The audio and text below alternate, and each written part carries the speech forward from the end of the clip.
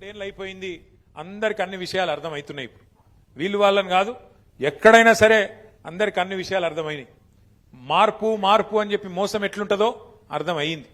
మార్పు మార్పు అంటే ఇప్పుడు ఎదురు చూస్తాను అందరు, ఎప్పుడు ఎలక్షన్ వస్తుందా, ఎప్పుడు మళ్ళా కేసీఆర్ గారిని తిరిగి తెచ్చుకుందామా అనే ఆలోచన ఇలా తెలంగాణలోని ప్రతి బిడ్డకు, ప్రతి కుటుంబంలో ఉండే ప్రతి అన్నకు, ప్రతి తమ్మునికి ఉన్న మాట వాస్తవం. ఒకరోజు మీ ఆటో అన్నలకు అండగా నిలబడాలి. ఈ ప్రభుత్వానికి సిగ్గొచ్చేటట్టు ఒకరోజు అందరం కలిసి ఆటో ఎక్కుదాం, ఎక్కి ఆ ఆటో అన్నలతో వాళ్ళ స్థితిగతుల గురించి మాట్లాడదాం. మరి 162 మంది ఇప్పటికే ఆత్మహత్య చేసుకున్నారు.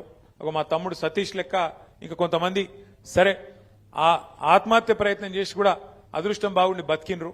అట్లా ఎంతో మంది ఆగమాగం అయిపోయినరు జీవితాలు. వాళ్ళకు అండగా నిలబడాలి, ప్రభుత్వానికి సిగ్గు తెప్పియాలని చెప్పి హైదరాబాద్లో నేను కూడా ఆటో ఎక్కిన. ఎంత గమ్మత్ అంటే నేను ఆటో ఎక్కిన, ఆయన అడిగిన, బైసాబ్ ఏం బైసాబ్ నీ పేరేంది అన్న. సార్ నా పేరు మష్రత్ అలీ సార్ అన్నాడు. ఎవరు తెలుసా ఈ మష్రత్ అలీ?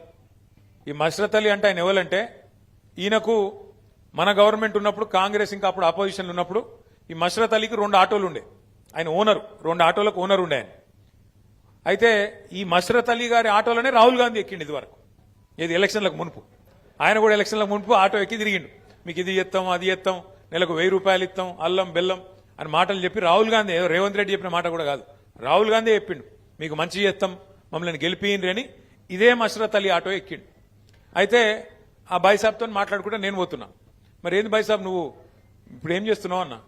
ఏం చేస్తా సార్, నాకు మీ గవర్నమెంట్ ఉన్నప్పుడు 2 ఆటోలు నాయి ఉండే సొంతం, ఇలా కిరాయి ఆటో నడుపుతున్నా సార్, 2 ఆటోలు అమ్ముకున్నాయి, ఇలా కిరాయి ఆటో నడుపుతున్నా అని చెప్పింది.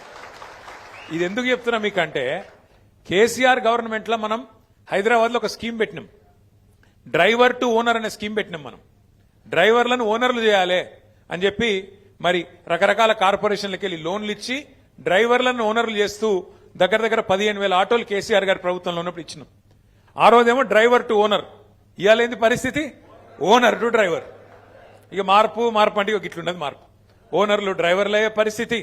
మరి కేసీఆర్ గారి గవర్నమెంట్లో మంచిగా దర్జాగా బతికిన వాళ్ళు ఇవాళ దిక్కులు చూసే పరిస్థితి వచ్చిందంటే ఇది ఏ రకంగా ఉంది ఈ ప్రభుత్వం, దయచేసి మీరు ఆలోచించాలని కోరుతా ఉన్నాను.